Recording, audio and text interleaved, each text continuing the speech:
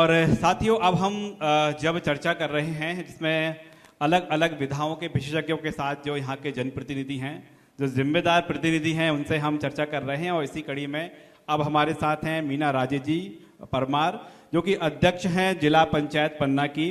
आपका बहुत बहुत स्वागत है। धन्यवाद। शहर की हम बात कर चुके हैं, शहर के डेवलपमेंट को लेकर, और अब उसके बाद यदि हम ग्रामीण इलाके की बात करें, जो कि पन्ना की सबसे अधिक जहाँ पर आबादी रहती है, और पन्ना जिस चीज़ के लिए जाना जाता है, ग्रामीण क्षेत्र, ग्रामीण बाहुल, आदिवासी बाहुल ये पूरा इलाका है।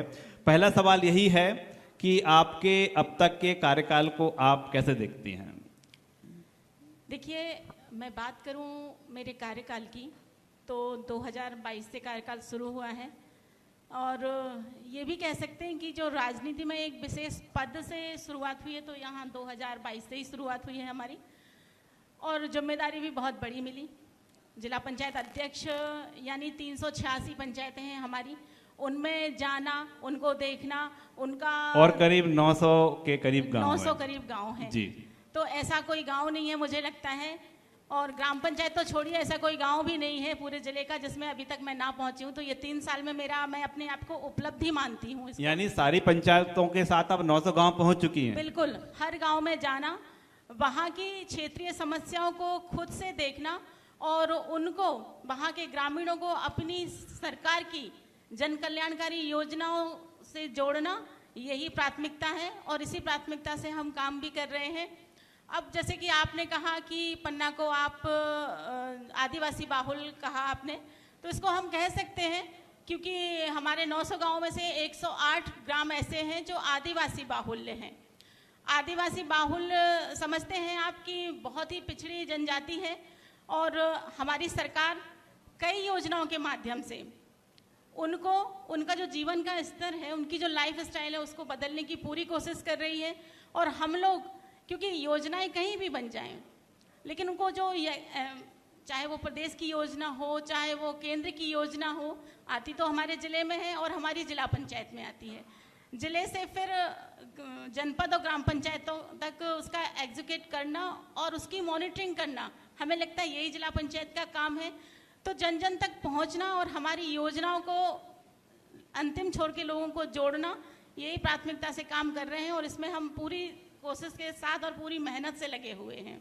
एक लाभ तो आपको मिला है, लाभ ये कि आपके चाहे मायके पक्ष की बात करें या ससुराल पक्ष की, दोनों ही जो परिवार हैं, राजनीति कह सकते हैं आपको विरासत में मिली है। बिल्कुल। और सुनने में भी आया है कि आप बहुत कम एज की थी जब राजमाता सिंधिया आपको राजनीति में लेकर आई थी। जरा कहानी सुनाइए, कितनी उम्र रही होगी आपकी पारिवारिक, चूंकि पिताजी राजनीति में थे इसलिए आप राजनीति में आना हो गया, या फिर वाकई जो राजमाता सिंधिया थी उन्होंने कहा चलिए आगे आइए और एक दिन आप पन्ना की जिला पंचायत अध्यक्ष बनेंगी? ऐसा है कि पिताजी राजनीति में थे, तो उनके साथ मानिए उस समय की जो हमारी महिलाओं की जो एक शक्ति थी राजमाता सिंधिया जी, तो उनका हमारे घर में आना जाना ऐसे सहज था। तो उनसे मिलना, उनसे प्रभावित होना, ये सहज बात है कि जो घर में आते हैं इतने बड़े व्यक्तित्व, उनसे हम प्रभावित हो ही जाते हैं। तो एक बार माननीय राजमाता जी का हमारे घर में आगमन हुआ, तो ऐसे बातों बातों में उन्होंने पूछा क्या कर रही हो, तो हम उस टाइम पे कॉलेज में थे, तो हमने कहा बीएससी कर रहे हैं। तो उनने कहा तुम बीएससी कर रही हो, और हमारे मायके का भी गांव है, तो वो गांव में ही आई हुई थी। बोले गांव में रह के कैसे बीएससी कर रही हो? तो हमने कहा नहीं, हम शिवपुरी में रहते हैं पर आते रहते हैं। बोले अब तुमको पार्टी में आना है और काम करना है। तो चलिए, वो तो था वहाँ की, वहाँ से ज्वाइन की, लेकिन सच्चे अर्थों में जो राजनीति की शुरुआत की है वो ससुराल में ही आके की है। तो जैसे ही अभी विधायक जी विराजमान थे और आप उनकी बातें सुन रहे थे, तो कहीं ना कहीं हम उनको श्रेय देते हैं कि अब जो यहाँ ससुराल में हमको राजनीति से उन्होंने जिनने जोड़ा है, तो हम इसका श्रेय आदरणीय ब्रजेंद्र दाऊ साहब को ही देंगे। और जैसे ही जिला पंचायत अध्यक्ष का ये पद आया कि पन्ना में जिला पंचायत अध्यक्ष का इस बार महिला का है, तो उन्होंने सजेस्ट किया कि क्यों नहीं चुनाव लड़ती हो और आना चाहिए, ज्वाइन करना चाहिए। तो फिर दोबारा से शुरुआत हुई है। इसी तरह से फिर पूरी मेहनत से अब लगे हुए हैं। आपने जिक्र किया कि राजमाता सिंधिया को आपने देखा है राजनीति में, और आपने ये भी देखा है कि कम एज में आप राजनीति में पहुंच गई, यानी महिला सशक्तिकरण की दिशा में आपने देखा भी है और काम भी किया है। बिल्कुल। अब जब जिला पंचायत की कमान आपके हाथ में है, अक्सर ये देखने में आता है कई प्रदेशों में, कई जिलों में, कई पंचायतों में कि जनप्रतिनिधि महिला जरूर हैं लेकिन पुरुष कब्जा करते हैं, है ना। कई मीटिंग्स में जो सरपंच हैं या फिर कोई पंचायत के सदस्य हैं, उनकी जगह उनके पति बैठ जाते हैं। आपके जो 300 से अधिक 386 जो पंचायतें हैं, कितनी महिला प्रतिनिधि हैं और मीटिंग में कौन बैठता है, महिला या उनके पति? देखिए, आपको बता दें कि जो त्रिस्तरीय पंचायती चुनाव हुआ था उसमें हमारी सरकार भारतीय जनता पार्टी माननीय मोदी जी के नेतृत्व में महिलाओं को 50% का आरक्षण दिया गया था। तो 386 जब पंचायतें हैं और 50% का आरक्षण जब है, तो आप सोच लीजिए आधी सरपंच हैं हमारी महिलाएं। इसी तरह से हम जिला पंचायत के सदस्य की भी बात करें तो आधी महिलाएं हमारी सदस्य हैं। जनपद की भी हम बात करें तो यही जनपद में है। और हम तो ये देखेंगे कि हमारा जो पन्ना जिला है वो महिलाओं की दृष्टि से महिलाओं के नेतृत्व में 50% से भी कहीं ज़्यादा है।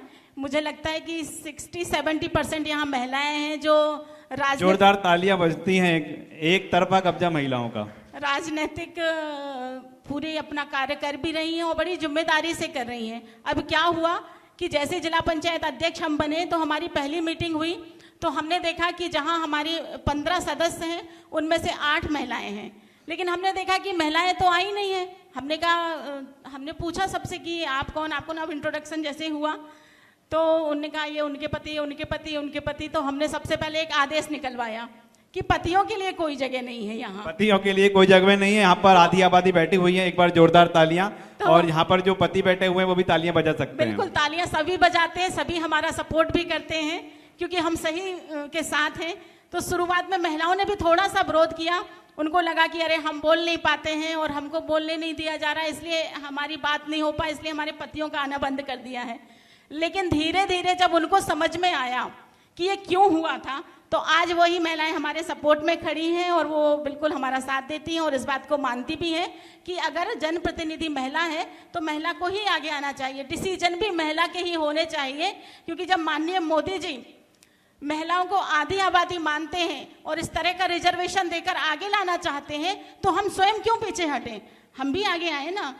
इसी तरह से जैसे अभी नारी शक्ति वंदन अधिनियम भी माननीय मोदी जी ने हम महिलाओं को दिया है तोहफा, तो उसमें भी हम कहना चाहते हैं कि इसके लिए तो हम माननीय मोदी जी का और अपनी प्रदेश की सरकार का बहुत बहुत धन्यवाद करते हैं। लेकिन फिर भी अभी कहेंगे कि ये जंग अभी जारी है, क्योंकि जंग अभी जारी है। बिल्कुल, हम पंचायतों की बात करें तो आधी आबादी है, लेकिन हम उपलब्धियों की बात करें, पन्ना हटकर है। पन्ना हटकर कैसे है? क्योंकि जब अटल सुशासन भवन की मध्य प्रदेश में जो बात चली तो पहला भवन जहां तक है आपके ही पंचायत में बनकर तैयार हुआ और अब तक 11 भवन बन चुके हैं। इसके साथ ही एक और अभियान जल गंगा अभियान में भी पन्ना ने 7वां स्थान प्राप्त किया। पूरा प्रदेश है, पूरे प्रदेश में पंचायतों की यही स्थिति है कि आधी आबादी है, लेकिन एक अभियान में 7वां स्थान। और जब नवाचार हुआ तो सबसे पहला जो भवन बनकर तैयार हुआ पन्ना में हुआ। कैसे संभव हुआ, प्लानिंग कैसे किया आपने? ये देखिए, जैसे ही अटल बिहारी जी की जन्म जयंती के उत्सव में माननीय मोदी जी का आगमन खजुराहो में हुआ था, उसी दिन हमारे ये कैन बेतवा लिंक परियोजना का भी उद्घाटन था। उसी दिन माननीय मोदी जी ने घोषणा की थी अटल सुशासन भवन के कि अब जो भी पंचायत भवन है उनको हम अटल सुशासन भवन का नाम देंगे। और उस समय हमारे जिले को 28 अटल सुशासन भवन मिले थे। तो आप सोचिए कि 28 तो हमारे सब जिले में आए थे, अब पूरे प्रदेश में कितने आए होंगे। लेकिन उस पूरे मध्य प्रदेश में हमारे जिले ने, हमारी पास की एक ग्राम पंचायत है धरमपुर ग्राम पंचायत ने 3.5 महीने में अटल सुशासन भवन बिल्कुल तैयार कर दिया था। और जो प्रदेश का पहला अटल सुशासन भवन था, एक बार जोरदार तालियां आप बजाएं। 3.5 महीने में आपने भूमि पूजन भी कर दिया, लोकार्पण भी कर दिया। लोकार्पण हुआ था, बिल्कुल। कैसे संभव हो पाया ये बहुत मेहनत करनी पड़ती है, पीछे लगना पड़ता है। हम अपने सचिव, अपने GRS और अपने सरपंच साहब और अपने जो हमारी टीम है जिले की, सब लोग हम लोग साथ में बार मीटिंग्स करते हैं कि अगर यहाँ सब कुछ संभव है तो कार्य जल्दी से जल्दी होना चाहिए। इसी तरह से इसी तरह जैसे हम अभी आप बोल रहे थे जल गंगा संवर्धन अभियान में भी हम 7th रैंक पे हैं प्रदेश में। वो भी हमारे जिले में जितना अच्छा कार्य हुआ है, आप सोचिए हमने 2100 खेत तालाब बनाए हैं, 2100 खेत तालाब बनाए हैं जिससे 2000 हेक्टेयर भूमि सिंचित होती है। तो ये कहीं ना कहीं हमारे किसानों के लिए थी। तो इसमें हर कोई, और चाहे सरपंच हो चाहे हम स्वयं हैं, हम सभी किसान हैं, तो हम लोग जानते हैं कि ग्रामों में किस तरह से काम हम लोग करवा सकते हैं और इसका आने वाले समय में कितना लाभ होगा। तो और ज़्यादा से ज़्यादा लोगों को अपने इस कार्य से जोड़ते हैं और कार्य का उसको कंप्लीट भी करते हैं। बिल्कुल, हमने तो सुना था कि आप जो पंचायतें हैं वो आत्मनिर्भर बना रही हैं। आपने तो किसानों को भी आत्मनिर्भर कर दिया कि वो खेत तालाब बना रहे हैं, 2100 खेत तालाब बन गए। इसका सीधा जो प्रोडक्शन की बात करें, फसल उत्पादन की, कितना लाभ, कितना अधिक उत्पादन इससे होता है? अब देखिए, जब जो किसान हैं हमारे, तो उनका लाभ तो निश्चित ही दुगना हो जाएगा, क्योंकि पन्ना थोड़ा सा सिंचाई के मामले में थोड़ा पीछे है। यहाँ कोई प्रॉपर वैसी व्यवस्था नहीं है पानी की, जो कि किसानों को पूरे टाइम पानी मिल पाए। ऐसे में खेत तालाबों का बनना किसानों को निश्चय ही उनकी जो फसल का उत्पादन है वो दुगना कर देता है। तो निश्चित ही लाभान्वित होते हैं किसान इससे। अभी जो देश की पहली नदी जोड़ो परियोजना है, कैन वेतवालिंग परियोजना, पन्ना तो छूट गया था, अब जुड़ा है, कितना जुड़ पाया है, कितना लाभ मिलेगा? देखिए, ये काम है हमारे विधायक जी आदरणीय ब्रजेंद्र दाऊ साहब, और हमारे तीनों विधायक सभी भारतीय जनता पार्टी के हैं, और हमारे प्रदेश के पूर्व अध्यक्ष और हमारे लोकप्रिय सांसद जी का। जैसे कि पन्ना छूट गया था इस लिंक परियोजना से, वो उतना लाभान्वित नहीं हो रहा था जितने कि बाकी जिले हो रहे थे। तो इन लोगों ने मेहनत की कि हमारा जिला छूटे ना, उसके बहुत ज़्यादा से ज़्यादा गाँवों को कैन वेतवा लिंक परियोजना से जोड़ने का जो कार्य किया है, उसके लिए हम अपने माननीय विधायक जी का और सांसद जी का बहुत बहुत धन्यवाद करते हैं। क्योंकि काम तो ऊपर से वही लोग करवा के लाएंगे, उसकी मॉनिटरिंग हम लोग कर सकते हैं। जो ऊपर से वो लोग लेकर आते हैं तो फिर हम लोग जी जान लगा देते हैं उसको पूरा करने में।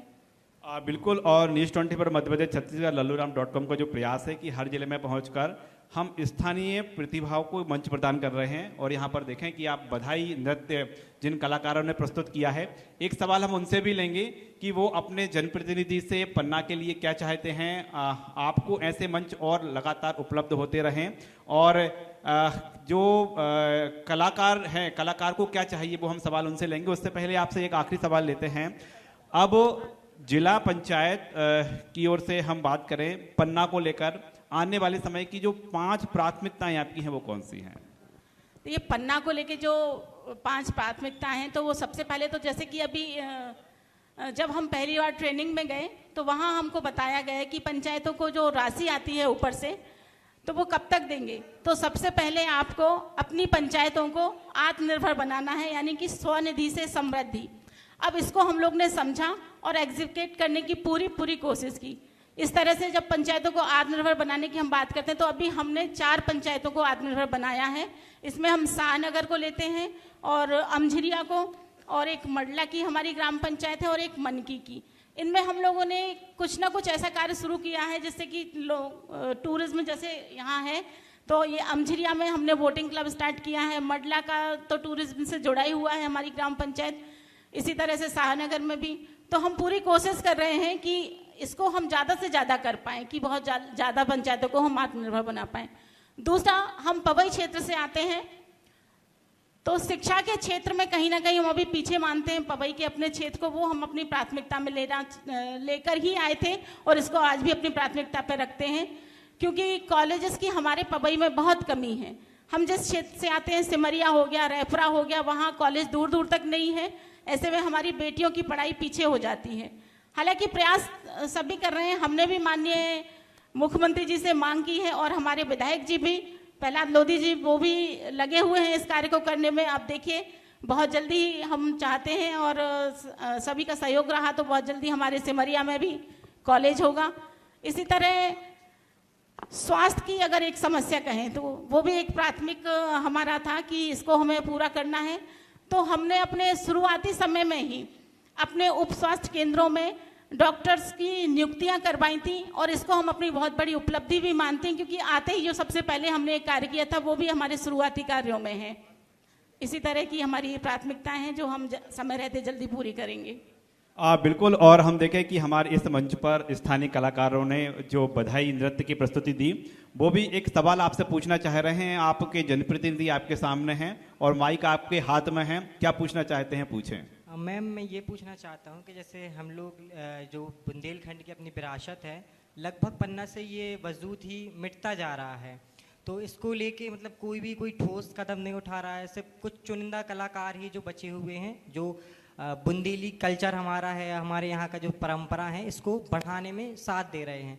बाकी ये कुछ बच्चे हैं जिनको हम लोग प्रोत्साहित कर रहे हैं कि जो हमारी परंपरा है उसको नहीं मिटने देना चाहिए। पर बच्चों का भी कहना है कि सर हम लोग ये करते हैं, इसका ड्रेसअप का, मेकअप का जो कॉस्ट होता है वो काफ़ी ज़्यादा हो जाता है। सीधे तौर पर यही है कि जो कलाकार हैं, कलाकार के लिए आपकी ओर से उनकी सुविधाएं, उनका ध्यान रखने के लिए क्या कदम उठाए जाएंगे। देखिए, वैसे तो हम आपको अभी अवगत करा दें कि हमारा जो सांसद खेल महोत्सव भी चल रहा है और इसमें हर तरह की विधाओं को जोड़ा गया है। जैसे सिर्फ सांसद खेल महोत्सव ही नहीं है, इसमें हमारी पारंपरिक सारी गतिविधियां हैं। इसमें हम राई का नृत्य भी जोड़ सकते हैं, हम गायन को भी जोड़ सकते हैं, या हमारे क्षेत्रीय खेल हैं, या हमारे ग्रामीण अंचल के खेल हैं, इन सब को भी हम जोड़ सकते हैं। और आपको सभी लोगों को बहुत ज़्यादा बोला भी गया था हर ग्राम पंचायत में जाके कि आप लोग ज़्यादा से ज़्यादा नामांकन कीजिए, जिससे आपकी जो ग्रामों की जो प्रतिभा है वो छुपी हुई है, लेकिन इसके कंपटीशन करा के इनको निखारा भी जा सकता है। ये तो कंपटीशन से आप लोग का ऊपर आने का है। इसके बाद आप लोग जैसे ही चिन्हित हो जाएंगे कि आप हमारे कलाकार हैं, तो निश्चय ही हमसे जो सहयोग बन पड़ेगा, और इसके लिए कुछ ना कुछ हमारी सरकार हमेशा ऐसी व्यवस्था करती रहती है, और हम भी अपने जिला पंचायत के फंड से कहीं ना कहीं से ऐसा व्यवस्थाएं करेंगे जो हमारे कलाकारों के लिए उनका जीवन सुरक्षित कर सके। इतना ही कह सकते हैं आप सब। जोरदार तालियां। और न्यूज़ 24 मध्य प्रदेश छत्तीसगढ़ भी ये अपेक्षा रखता है कि आपकी जो तमाम पंचायतें हैं, जिस तरह से न्यूज़ 24 मध्य प्रदेश छत्तीसगढ़ laluram.com के इस मंच ने इन कलाकारों को मंच प्रदान किया, आपकी पंचायतों के मंच में इन कलाकारों को स्थान मिलता रहे, ऐसी हम उम्मीद करते हैं। बहुत बहुत शुक्रिया मीना राजे परमार जी, जो कि अध्यक्ष हैं जिला पंचायत पन्ना की, हमसे इस चर्चा में शामिल होने के लिए बहुत बहुत शुक्रिया आपका।